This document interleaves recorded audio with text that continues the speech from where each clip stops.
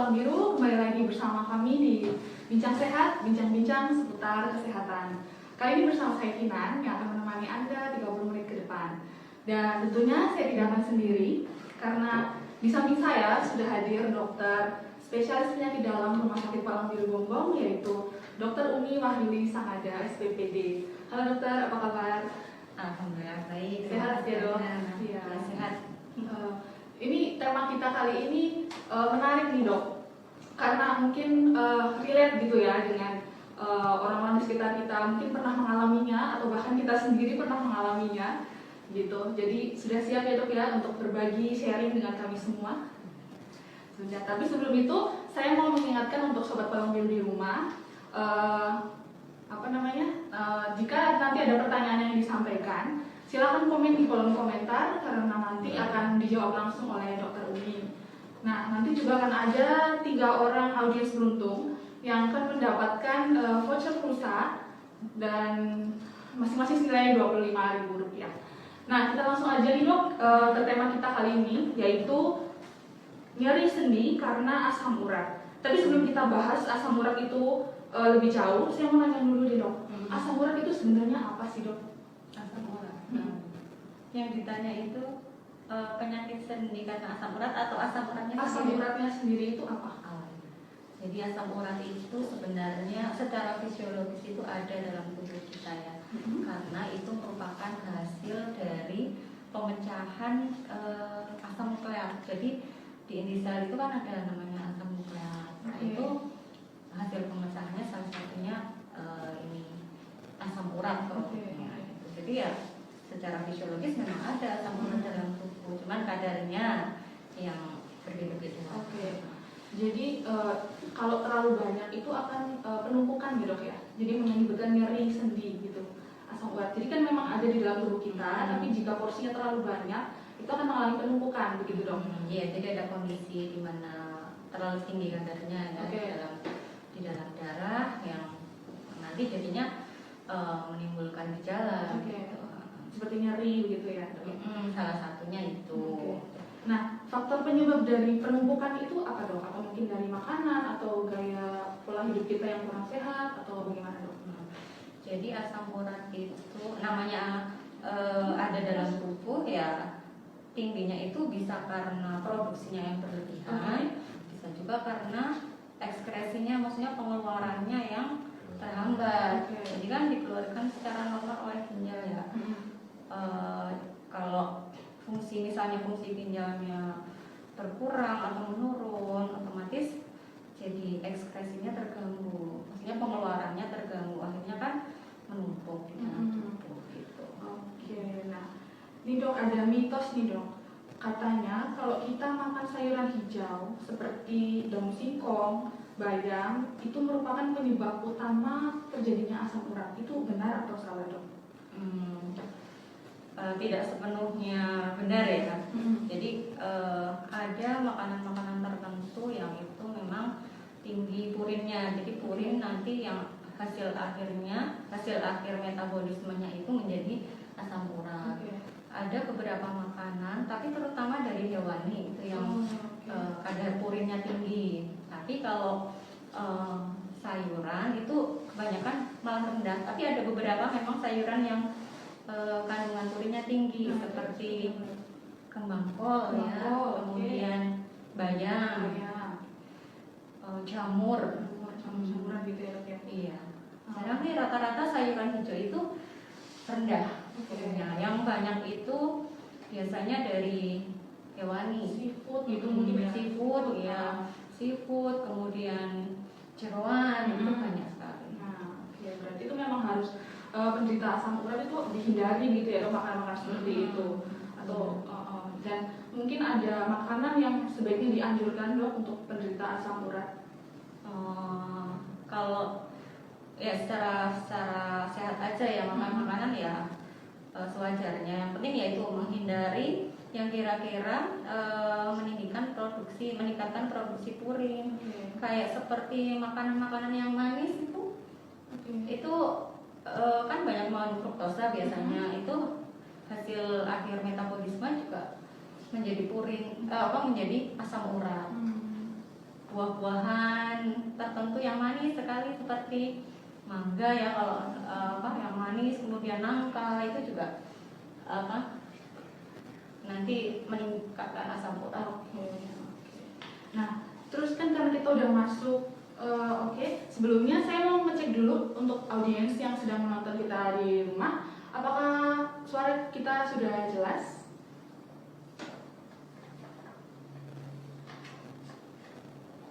Sudah jelas ya?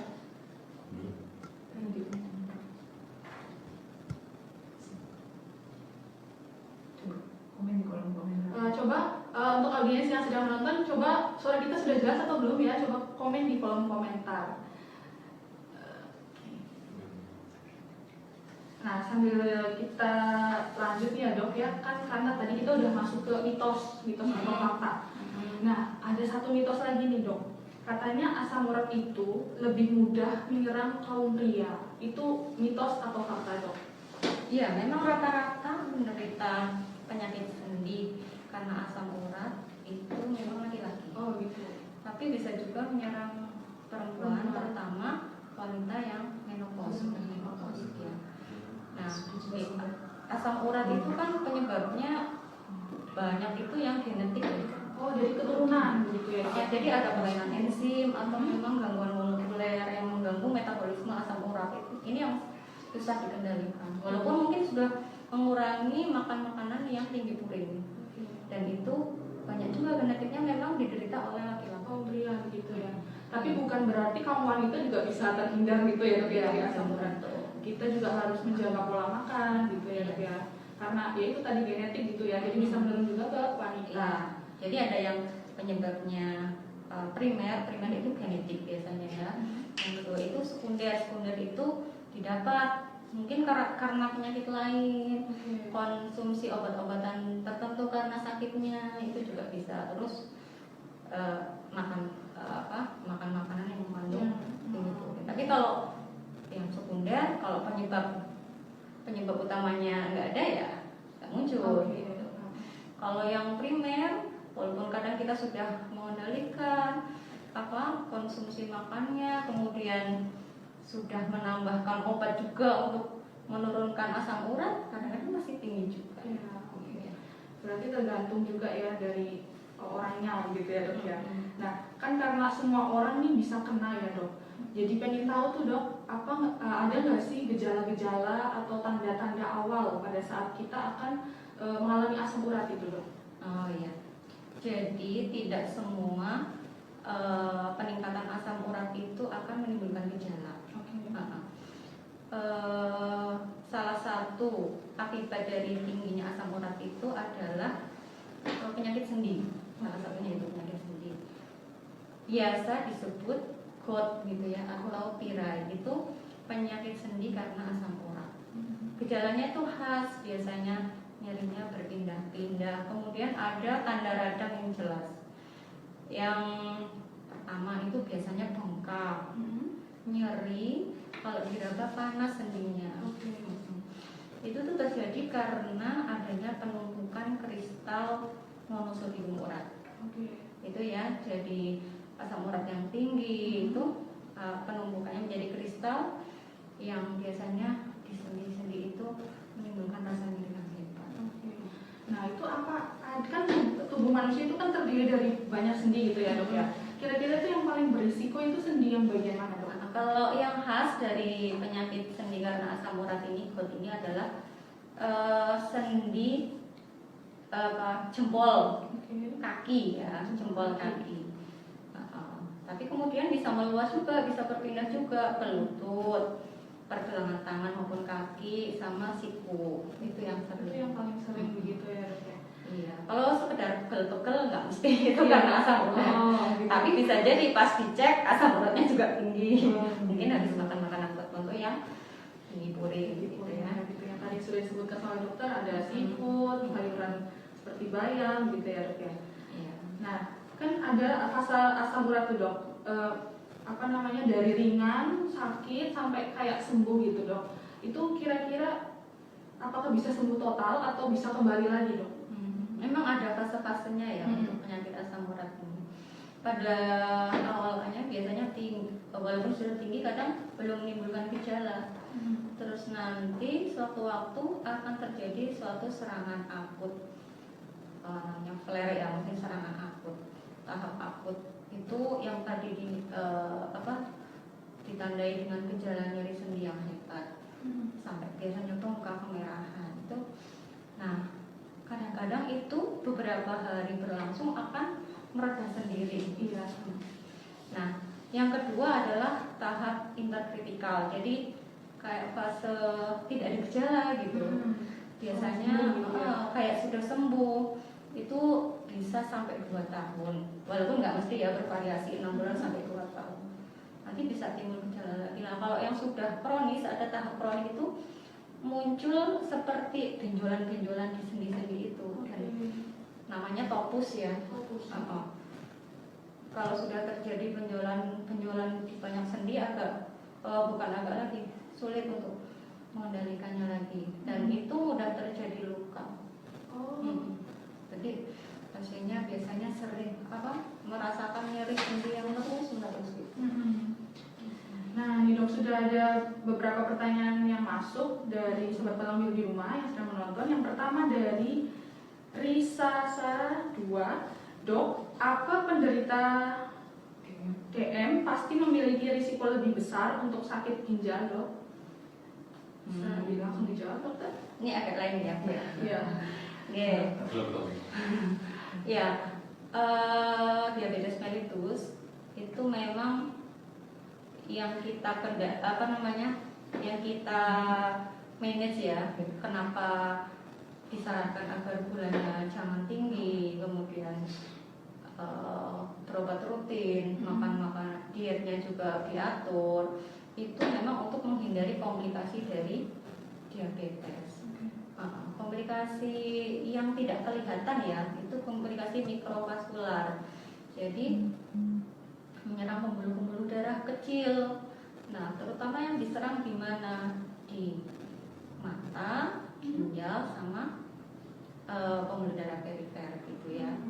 Nah, memang banyak kasus gagal ginjal itu terutama disebabkan faktor resiko diabetes ini, karena memang salah satu komplikasi mikrovaskularnya itu menyerang ginjal, jadi pembuluh darah yang di ginjal, di glomerulus.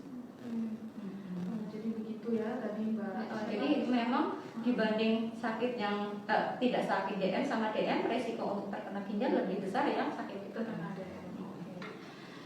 Sambil menunggu pertanyaan lagi, sudah ada pertanyaan lagi dari Kak Hanel_H. Apakah remaja juga bisa terkena penyakit asam urat, dok? Jika iya, bagaimana cara mengantisipasinya? Kalau usia muda, terutama adalah yang genetik ya. Ya, turunan itu tadi. Biasanya genetik itu sudah mulai muncul usia muda. Nah, untuk menghindarinya ya harus hati-hati dalam konsumsi makanan. Seperti itu biasanya kan soft drink itu banyak yang mengandung fruktosa itu ya. Itu jangan dihindari, jangan terlalu ya, banyak, sering gitu ya. Terlalu sering. Kemudian alkohol itu juga meningkatkan produksi purin. Nah, biasanya kalau yang remaja itu yang kalau untuk yang didapat sekitar usia dewasa lah 30 tahun ke atas. Lalu ada lagi nih dok, pertanyaan dari Kak Tasya Tania. Apa efek dari terkena asam urat yang lama, dok?